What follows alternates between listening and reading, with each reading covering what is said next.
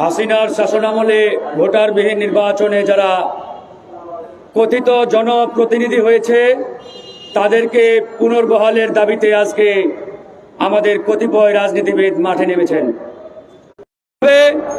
একই সাথে হাসিনার শাসনামলে এই সকল ভোটারবিহীন নির্বাচনে যারা অংশগ্রহণ করেছিল তাদেরকেও বাংলাদেশের রাজনীতিতে আগামীতে নিষিদ্ধ করতে হবে, কারণ এরা প্রত্যেকেই মুনাফেক, প্রত্যেকেই বেঈমান।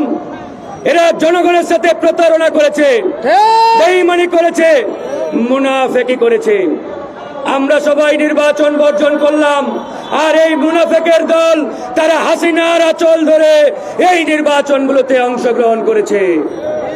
আর আজকে তারা সবাই সাধু সন্ন্যাসী সাজতে যায়।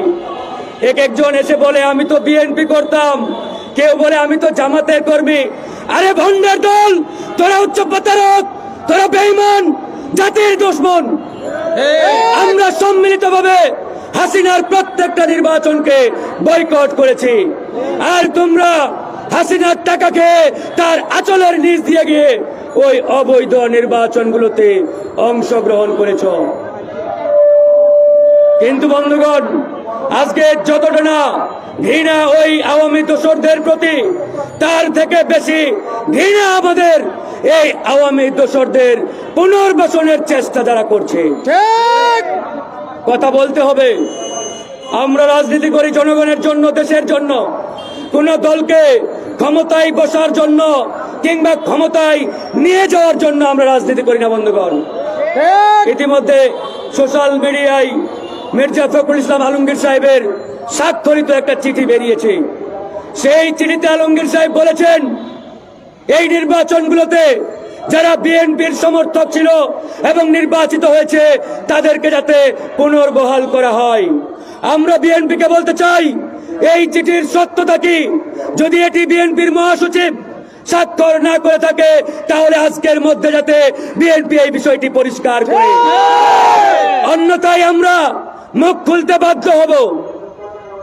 আমাদের কথা একটাই, আমরা সত্যের পক্ষে, ন্যায়ের পক্ষে, অন্যায়ের বিরুদ্ধে। যারা এই জালিমের পক্ষে যাবে, আওয়ামী লীগের পক্ষে যাবে, এই আওয়ামী দোসরদের পুনর্বাসনের চেষ্টা করবে, তাদের বিরুদ্ধে আমাদের এই লড়াই চলবে বন্ধুগণ। আজকে যারা বিএনপি বলে জামাতের পরিচয় দেয়, বিএনপির পরিচয় দেয়, আর যখন তারা নির্বাচনে অংশগ্রহণ করেছিল আপনারা সবাই জানেন দল থেকে তাদেরকে বহিষ্কার করেছিল। একজন আছে তৈমুর আলম খন্দকার, নারায়ণগঞ্জের বিএনপির সেই বর্ষিয়ান নেতা, সেও সিটিতে মেয়র ইলেকশন করেছে এবং সেই নির্বাচনে অংশগ্রহণ করার কারণে সেই তৈমুর আলম খন্দকারকে বিএনপি থেকে আজীবন বহিষ্কার করেছে। এই তৈমুর আলম খন্দকার যদি এখন বলে আমি তো বিএনপির একনিষ্ঠ লোক, এটা কি ভাই বিএনপি মানবে? জনগণ জানে না এই তৈমুরকে বহিষ্কার করা হয়েছে, ওই শাহজাহান উমরকে বহিষ্কার করা হয়েছে, তাদেরকে জনগণ ট্যাগ দিয়েছে এরা আওয়ামী দোসর, এরা আসলেই আওয়ামী দোসর। ঠিক একইভাবে যে সকল কাউন্সিলর এবং যে সকল মেয়র আজকে এই বিএনপি জামাতের পরিচয় দিয়ে পুনর্বহালের দাবি তুলেছে, এরাও প্রত্যেকে আওয়ামী লীগের দোসর, হাসিনার দোসর। এ নিয়ে বিন্দু পরিমাণ সন্দেহের অবকাশ নেই। তাই আমরা বলতে চাই, আওয়ামী দোসরদের পুনর্বাসনের চিন্তা ভুলে যান, এই চিন্তা কেউ করবেন না। আওয়ামী লীগের কারি কারি টাকা খেয়ে তাদের সমাবেশে বক্তব্য রাখবেন, তাদেরকে পুনর্বহালের চিন্তা করবেন, কারো পিঠের চামড়া ঠিক রাখবো না আমরা, একবার এই পিঠের চামড়া তুলে নেব। এই আওয়ামী দোসররা আমার ভাইয়ের বুকে গুলি চালিয়েছে, আমার বোনের বুকে গুলি চালিয়েছে, 2000 ছাত্র জনতাকে শহীদ করেছে, আর এই খুনিদের পুনর্বহালের চিন্তা আজকে আপনারা করছেন। কি দারুণ! শহীদদের রক্তের দাগ শুকায় নাই এখনো, আমার আহত ভাইদের ক্ষত এখনো দগদগ করে চলছে, আর এরা আওয়ামী টাকা পয়সা লুটপাটে ব্যস্ত রয়েছে, ধান্দাবাজিতে ব্যস্ত রয়েছে, আর দেশ এদিকে গোল্লায় যাক, জাহান্নামে যাক, এটা নিয়ে তাদের মাথা ব্যথা নেই। প্রিয় বন্ধুগণ, তাই আমাদেরকে এখনো জেগে থাকতে হবে, ঘুমিয়ে গেলে চলবে না। বিপ্লব শেষ হয় নাই, লড়াই শেষ হয় নাই। এই বাংলার মাটি থেকে প্রত্যেকটি আওয়ামী দোসরকে উৎখাত না করা পর্যন্ত আমাদের এই লড়াই চলমান রাখতে হবে, এই সংগ্রাম চলমান রাখতে হবে। বিগত দুটা বড় ধরনের প্রোগ্রাম হয়েছে, একটি ঢাকার ইঞ্জিনিয়ার্স ইনস্টিটিউশনে আর একটি এই প্রেস ক্লাবের হলরুমে।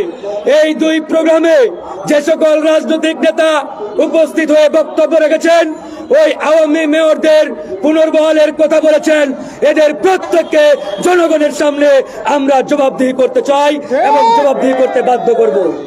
প্রথম প্রোগ্রামে প্রধান অতিথি ছিলেন তথাকথিত এক নেতা।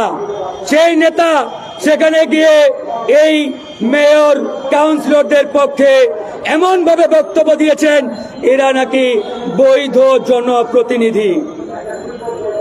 আমি বলতে চাই, এরা যদি বৈধ জনপ্রতিনিধি হয় তাহলে তাদের আম্মা হাসিনাও বৈধ প্রধানমন্ত্রী।